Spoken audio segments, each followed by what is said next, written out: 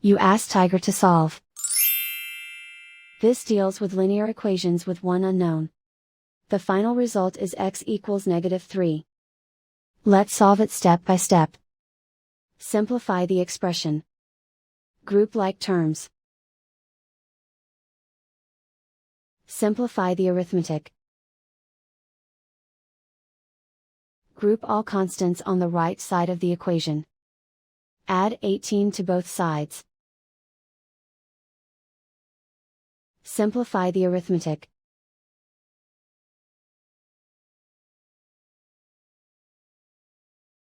Isolate the x.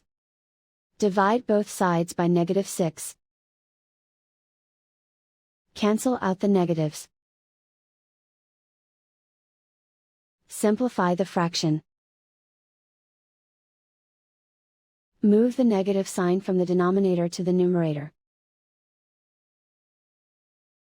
Find the greatest common factor of the numerator and denominator. Factor out and cancel the greatest common factor. And so the final result is x equals -3.